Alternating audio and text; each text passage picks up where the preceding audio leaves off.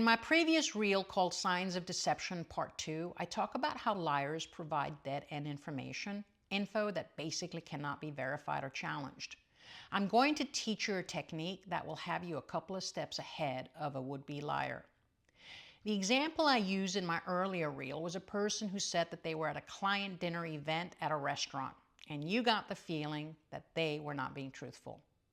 When you ask them for the name of the restaurant, they conveniently can't remember. Why? Because there was no dinner event, and so they don't want to give you any concrete information that could possibly be discredited. How can you outsmart this possible lie? For starters, don't ask questions that go straight for the jugular, because those are the questions the liar is expecting and will use to gaslight you and start an argument. So, you need to first lay some groundwork, which means don't ask questions that can be answered with one word. Ask questions that require a narrative response. In this particular example, start the conversation with something like, "Hey, so tell me, how did the evening go?"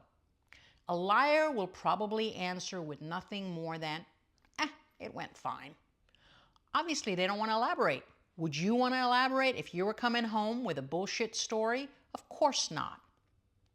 Continue with the open-ended questions that require descriptive answers.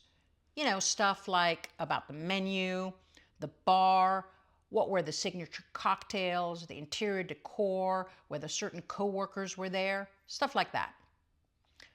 But don't have an accusatory tone.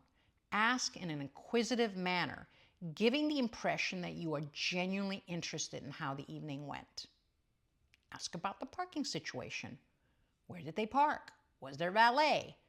A parking lot? Street parking? If they say street parking, on what street did they park? If, in fact, there wasn't a dinner event, they will have to make up all that stuff, which will increase their anxiety and their cognitive load big time. You have now created an environment where there is a high likelihood that they will trip up or get frustrated with all of your questions, which that alone should be a clue. Now, when you ask for the name of the restaurant after they've provided all this other information about the evening, it is far less convincing for them to say they don't remember. They are now left with two choices if they want to continue to lie, right? One, they say they don't remember, which of course does not pass the sniff test. Or two, they give you the name of a restaurant that you now can go back and discredit. Either way, it's a win-win for you. Alternatively, if most of their responses or all of their responses are vague or it's "I don't remember," then that is what I call a big-ass clue.